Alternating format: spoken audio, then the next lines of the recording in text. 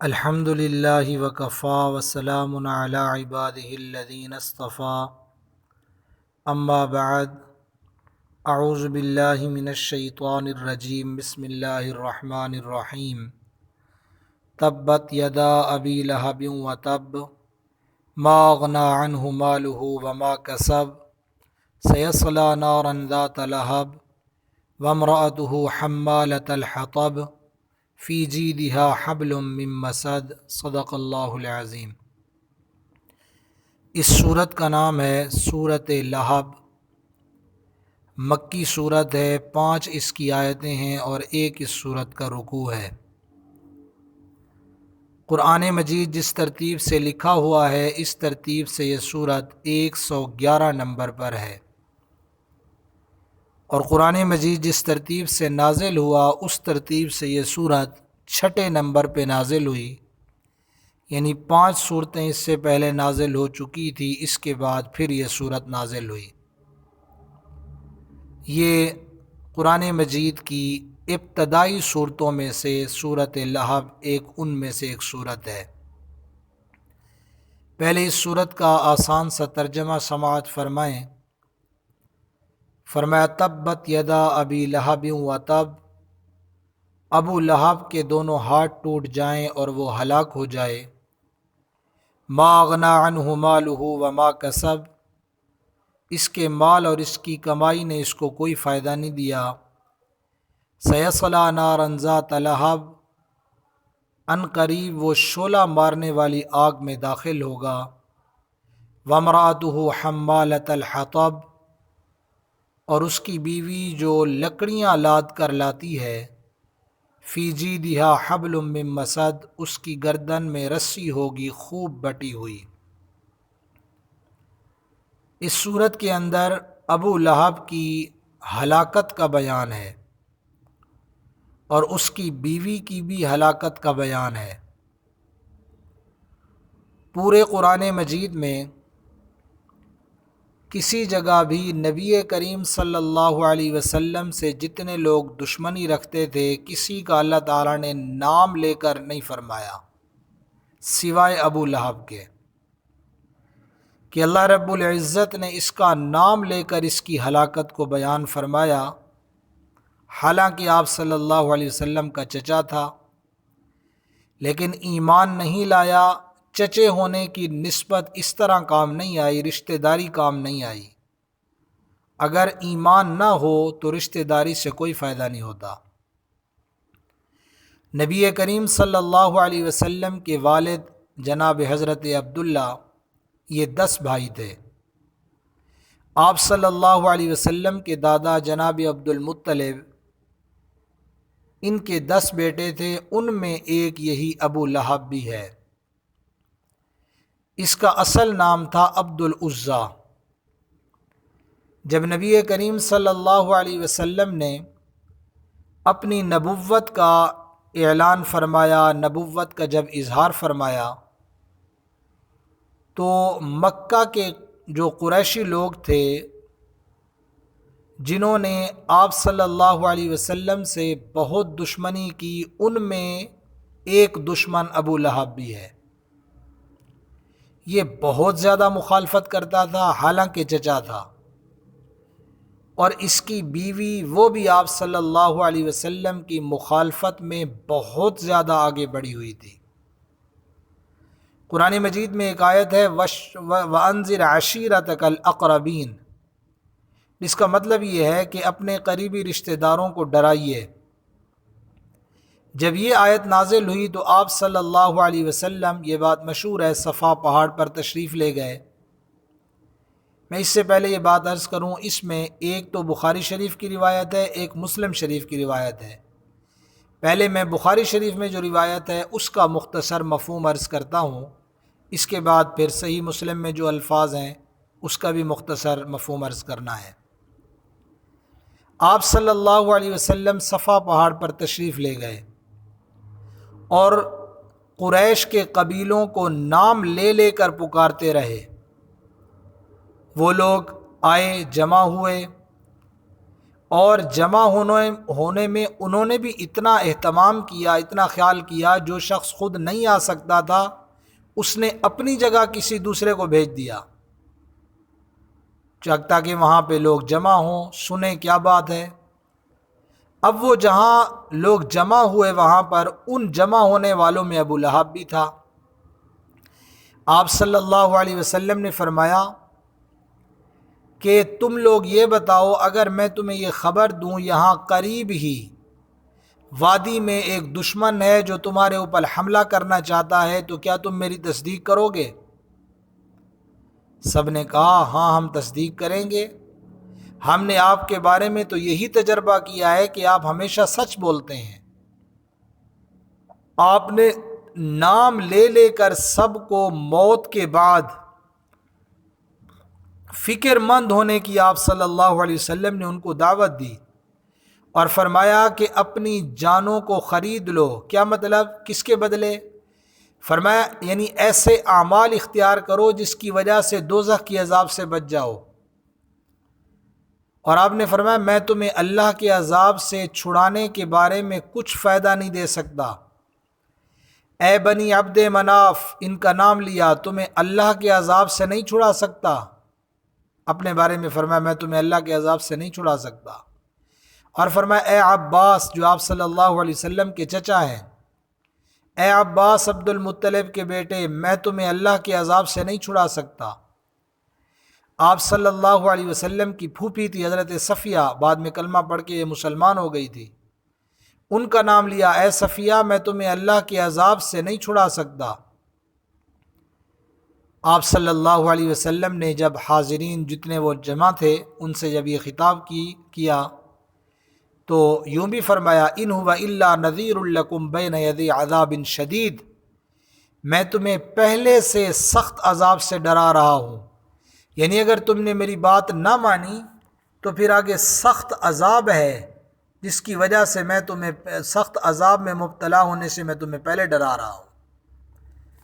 اب لوگ سن رہے تھے، ان سننے والوں میں یہ ابو لہب بھی تھا۔ ابو لہب بدبخت نے گستاخی کی، اس نے کہا نعوذ باللہ ثم نعوذ باللہ، اس بدبخت نے کہا کہ تیرے لیے ہلاکت ہو، کیا تو نے اس بات کے لیے ہمیں جمع کیا تھا؟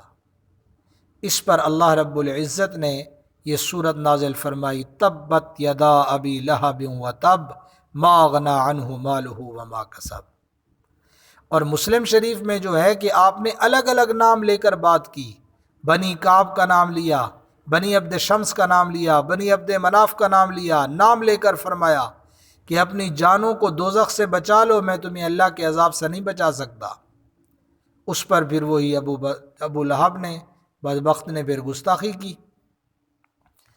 بہرحال تو یہ آیت سورت نازل ہوئی تبت یدا ابی لہب وتب، ابو لہب کے ہاتھ ٹوٹ جائیں، یہ ہلاک ہو جائے۔ شروع میں عرض کیا کہ اس کا نام تھا عبد العزیٰ، اس کا چہرہ سرخ تھا، اس وجہ سے اس کو ابو لہب کہتے تھے۔ اور لہب عربی میں آگ کی لپٹ کو کہتے ہیں، یعنی شعلے کو کہا جاتا ہے۔ گویا کہ قرآن مجید میں جو ہے تبت یدا ابی لہب وتب، اس کی گویا ایک جہنمی ہونے کی صفت بتائی کہ اس کے ہاتھ ٹوٹ جائے، ما اغنی عنہ مالہ وما کسب سیصلی نارا ذات لہب، کہ یہ ان قریب بھڑکتی ہوئی شعلے والی آگ میں یہ ابو لہب داخل ہوگا۔ یہ تو سمجھتا تھا میرا لقب مشہور ہے خوبصورت ہونے کی وجہ سے، لیکن اس کا یہی جو لفظ تھا لہب والا، چونکہ آگ کی لپٹ کو بھی یہ کہتے ہیں، یہ خوش تھا کہ میرا یہ لقب ہے، لیکن اس کو کیا پتا کہ یہ جہنم کی صفت تیرے لیے ہے یہ۔ اور بعض روایت میں ہے آپ صلی اللہ علیہ وسلم کی طرف اس بدبخت نے اپنے ہاتھوں سے پتھر بھی پھینکا، جس سے آپ کے پاؤں مبارک کی ایڑی پر لگا، اور بلکہ آپ کی پاؤں مبارک کی ایڑی خون آلود ہو گئی تھی، لہٰذا اس کے ہاتھوں کی ہلاکت کا خصوصی طور پر تذکرہ فرمایا تبت یدا، کہ اس کے دونوں ہاتھ ٹوٹ جائیں جن ہاتھوں سے اس نے آپ صلی اللہ علیہ وسلم کی شان میں گستاخی کی ہے۔ ابو لہب کے بارے میں تو اعلان ہو گیا کہ یہ ہلاک ہوگا، اور اس کی ہلاکت جو ہوئی آخرت میں، تو جو اس کے لیے تباہی بربادی جو عذاب ہے دنیا میں اللہ رب العزت نے اس کو ایسا ہلاک کیا، دنیا کے اندر اس کے لیے ایسی رسوائی ہوئی کہ کہتے ہیں کہ اس کے جسم میں ایک بہت خطرناک قسم کی چیچک نکل آئی، جس کی وجہ سے لوگ اس سے گھن کرنے لگے، قریب کوئی نہیں جاتا تھا، اور وہ اپنے عقیدے کے مطابق کہ اگر ہم اس کے قریب گئے تو ہمیں یہ مرض لگ جائے گا، یہ بیماری ہمیں لگ جائے گی، تو اس وجہ سے اس کے قریب کوئی نہیں جاتا تھا۔ ایک گھر میں علیحدہ اس کو ڈال دیا، وہیں پہ پڑا بے بسی کی حالت میں وہیں پہ مر گیا پھر یہ۔ اور پھر کہتے ہیں 3 دن تک اس کی لاش وہیں پہ پڑی رہی۔ جب وہ سڑنے لگی تو ابو لہب کے بیٹوں کو لوگوں نے آر دلائی کہ دیکھو تمہارا باپ کس حال میں پڑا ہے۔ پھر انہوں نے کسی بندے کو بلوایا، اس کی مدد سے پھر بھی کیا یہ کہ ایک دیوار سے ٹیک لگا کر بٹھا دیا، اور اس کے اوپر اس کو پتھر مارتے رہے، اتنے پتھر مارے کہ ان پتھروں میں یہ دب گیا۔ یہ ہے اس کے لیے ہلاکت۔ بعض کہتے ہیں کہ بلکہ گڑھا کھدوایا، انہوں نے لکڑیاں مار مار کے اس گڑھے میں اس کو ڈال دیا، پھر اس گڑھے کے اوپر پتھر ڈال دیے، بس وہ گڑھا انہوں نے کھودا تھا اس میں وہ پتھر اوپر سے آ گئے، اس طرح اس کی لاش چھپ گئی۔ بعض یہ بھی کہتے ہیں کہ مکہ معظمہ میں ایک پہاڑ تھا، وہاں پر اس کی لاش کو ڈال دیا گیا۔ بہرحال یہ تو وہ تباہی بربادی ہے، جو وہ رسوائی ہے جو اس کے لیے دنیا کے اندر ہوئی، آخرت کی تو اس کے علاوہ ہے۔ آگے فرمایا ما غنی عنہ مالہ وما کسب، اس کے مال نے اس کو کوئی فائدہ نہیں دیا، اس کی کمائی نے بھی اس کو کوئی فائدہ نہیں دیا۔ کہتے ہیں کہ ابو لہب ویسے مالدار آدمی تھا، تجارت بھی تھی، نفع زیادہ تھا، مال بہت ہوتا تھا، اس وجہ سے اولاد بھی اس کی تھی۔ اور پھر کہتے ہیں کہ آپ صلی اللہ علیہ وسلم نے قریش کو ایمان کی جب دعوت دی اور یہ فرمایا کہ اپنی جانوں کو دوزخ سے چھڑا لو، اس پر ابو لہب نے کہا اگر وہ بات صحیح ہے جو میرا بھتیجا کہتا ہے تو میں اپنی جان کے بدلے اپنا مال اور اولاد دے کر جان چھڑا جاؤں گا، اس لیے کہ میرے پاس مال اولاد بہت ہیں۔ اللہ رب العزت نے فرمایا ما غنی عنہ مالہ وما کسب، نہ اس کے مال نے اس کو کوئی فائدہ دیا، نہ اس کی کمائی نے اس کو کوئی فائدہ دیا۔ ویسے اس کا ایک بیٹا تھا، اس نے آپ صلی اللہ علیہ وسلم کی شان میں گستاخی کی تھی، اور آپ صلی اللہ علیہ وسلم نے اس کو بد دعا دی تھی، اس کی وجہ سے اس پر ایک جانور مسلط ہوا اور اس کو ختم کر دیا تھا اس جانور نے۔ اس طرح ایک بیٹا اس کا اس طرح ہلاک ہوا تھا۔ آگے فرمایا سیصلی نارا ذات لہب، ان قریب یہ شعلے والی آگ میں داخل ہوگا، وامرأتہ، اور اس کی بیوی بھی۔ اکیلا یہ نہیں، اس کی بیوی بھی جائے گی۔ وہ بیوی اس کی کون تھی؟ اس کی بیوی، اس کو ویسے کنیت اس کی مشہور ہے ام جمیل، بعض نے اس کا ام جمیل اس کی جو بیوی تھی وہ بھی نبی کریم صلی اللہ علیہ وسلم کی مخالفت میں بہت زیادہ آگے تھی، جو میں نے پہلے جیسے شروع میں عرض کیا۔ اور یہ خاندان چونکہ ابو لہب خود گستاخی کرتا، اس کی بیوی بھی ایسی تھی، اس کی بھی بڑی مذموم حرکتیں تھیں، اور گویا کہ یہ اپنے شوہر کی طرح یہ بھی آپ صلی اللہ علیہ وسلم کی بہت سخت دشمن تھی۔ میاں بیوی دونوں کے متعلق ہے کہ یہ دونوں ایسی آگ میں داخل ہوں گے جو شعلے والی آگ ہوگی۔ اب یہ ان کے لیے تھوڑی رسوائی ہے کہ جب تک قرآن مجید پڑھا جاتا رہے گا ابو لہب اور اس کی بیوی کا دوزخی ہونا لوگوں کو پتہ چلے گا کہ یہ دوزخی ہیں، اور ان کی ہلاکت بربادی کا تذکرہ اللہ رب العزت نے قرآن مجید میں فرمایا ہے۔ اس کی بیوی کے بارے میں قرآن مجید میں جو الفاظ ہیں وہ ہے وَامْرَأَتُهُ حَمَّالَةَ الْحَطَبِ۔ حمالۃ الحطب، اس کے مختلف مفہوم علماء نے لکھے ہیں۔ ایک تو اس کا مطلب یہ لکھا ہے، مختلف مطلب ہے، ایک یہ لکھا کہ لکڑیاں لاد کر لاتی، لکڑیاں اٹھاتی پھرتی تھی، اور اس میں اور بری حرکتیں تھیں ابو لہب کی بیوی میں، اس میں ایک یہ تھی کہ کانٹے دار لکڑیاں جمع کر کے اٹھاتی اور نبی کریم صلی اللہ علیہ وسلم کے راستے میں ڈال دیتی تھی، لیکن آپ تو ان کانٹوں پر آسانی سے گزر جاتے تھے، اللہ رب العزت کی طرف سے آپ کی حفاظت ہوتی تھی، لیکن اس عورت کی بدبختی ایسی تھی کہ یہ آپ کی شان میں اس طرح آپ کو تکلیف دینے کی کوشش کرتی۔ بعض نے لکھا ہے حمالۃ الحطب، یہ اس کی کنجوسی کو بیان کیا گیا کہ آپ صلی اللہ علیہ وسلم کو تنگ دستی کا طعنہ دیا، پھر اس کے مقابلے میں اس عورت کی کنجوسی ظاہر ہوئی کہ بہت سارا مال تھا۔ ابو لہب تو کہتا تھا مال بہت ہے، اولاد بہت ہے، مال ان کا بہت تھا، پھر بھی یہ لکڑیاں لادتی تھی، لکڑیاں اٹھاتی تھی، گویا یہ بخل کی طرف ایک بخل اس کا بیان کیا گیا۔ اور بعض یہ بھی کہتے ہیں کہ جس طرح دنیا میں نبی کریم صلی اللہ علیہ وسلم کی دشمنی میں یہ ابو لہب کی بیوی ام جمیل اپنے شوہر کی مدد کرتی تھی، اس طرح دوزخ میں وہ اپنے شوہر پر لکڑیاں ڈالتی رہے گی تاکہ اس کو اور زیادہ عذاب ہو۔ ایک تو حمالۃ الحطب کا یہ بھی مطلب لکھا ہے۔ آخر میں فرمایا فی جیدہا حبل من مسد، اس کی گردن میں رسی ہوگی خوب بٹی ہوئی۔ کیا مطلب کہ یہ جو لکڑیاں اٹھا کر آتی تھی، پہلی بعض تو یہ کہتے ہیں لکڑیاں لانے اور اٹھانے کے لیے اپنے گلے میں رسی باندھ لیتی تھی، بعض کہتے ہیں کہ اس کے گلے میں ایک قیمتی ہار تھا، وہ کہتی تھی میں اس ہار کی قیمت کو محمد صلی اللہ علیہ وسلم کی نعوذ باللہ دشمنی میں خرچ کر دوں گی، اس کے بدلے دوزخ کی ایک رسی اس کے گلے میں ڈال دی جائے گی جو آگ کی رسی ہوگی، جس طرح کھجور کی چھال سے رسی بناتے ہیں اس طرح وہ رسی آگ سے بنائی ہوئی ہوگی۔ فی جیدہا حبل من مسد، تو اس کی گردن میں ایک رسی ہوگی خوب بٹی ہوئی۔